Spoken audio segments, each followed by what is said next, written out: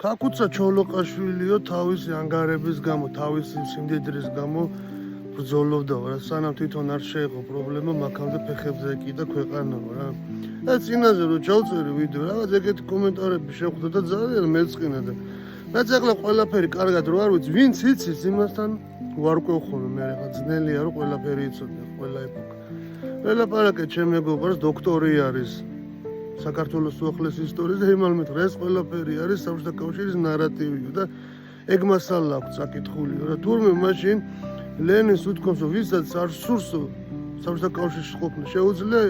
გავიდესო რა ერებზე იყო საუბარი და ახლა ვინ იტყოდა რომ ეს აჯანყება იყო ეროვნული აჯანყება იყო და მიაწერეს ვითომ სოციალური ფონის გამო აჯანყდნენ რა და ესეთი რაღაცები. ეც არ გამიკვირდა და კაცი ბოლომდე იბრძოდა სადამდე შეეძლო და სადამდე აზრი ჰქონდა რა. წავიდა ემიგრაციაში უკან დაბრუნდა როცა დამკომი შეიქმნა და ხელახლა ჩაუდგა სათავეს აჯანყებულებს ხო და 1924 წელს გასცეს ეს აჯანყება ისე ჩვენმა მოღალატეებმა და უკვე აზრი აღარ ჰქონდა მის დარჩენას ქვეყანაში და დახრეტდნენ აუცილებლად და გააღწია ქვეყნიდან. ყველაზე ნაღდი არის მისი სურვილი ბოლოს რაც იყო როცა გარდაიცვალა რა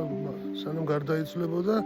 ჩემი გვამი დაწვით რომ ასე უფრო მარტივად მოხდება საქართველოსშიო რა და არ უნდოდა ემიგრაციაში დარჩენა რა ეს ახლა ვაჟკაცი და პატრიოტი კაცი თუ არ არის ხო ამ სრულს არ დატოვებდა ჩემი აზრით რა საბჭოთა კავშირმა დაიწყო მისი გაშავება